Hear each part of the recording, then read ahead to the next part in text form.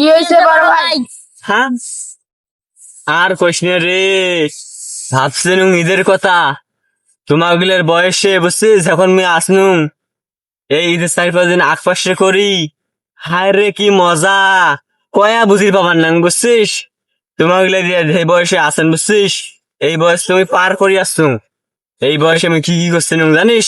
কোন কানে তা শুনি। কি আর কং রে, এই শৈশবকালের সময়গুলো বুঝছিস মোর জীবনত সারা জীবন বুঝছিস স্মরণীয় হয়ে থাকবে। তোমার আর এই মজাগুলো কই পাবার না।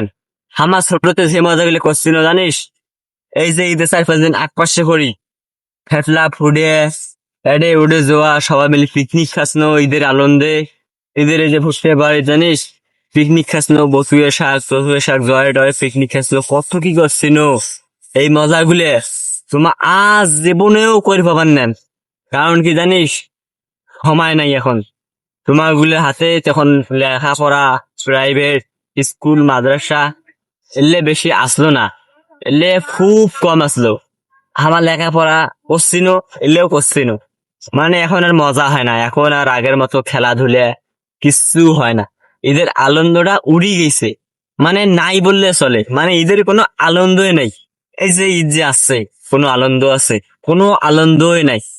মানে আনন্দটা কি জিনিস ঈদের, তোমার আস্তে আস্তে বুঝবে নেন। ঈদ যে হইবে না, এমনি যে শুক্রবার দিন নামাজ পড়ে যায় না, এইরকম ঈদের আনন্দ হইবে। নামাজ পড়ু, ঈদ শেষ, আবার কাজ কাম, আবার সবকিছু। আগের মতো ঈদের আনন্দ বুঝছিস জীবনও আর হবার নাই। তা থাকো, আর কি কম, সময় নেই, কাজ করে যাওয়া লাগবে, কাজ আছে। তা থাকো, তোমাগুলো বাইরে চলে যান, থাকো।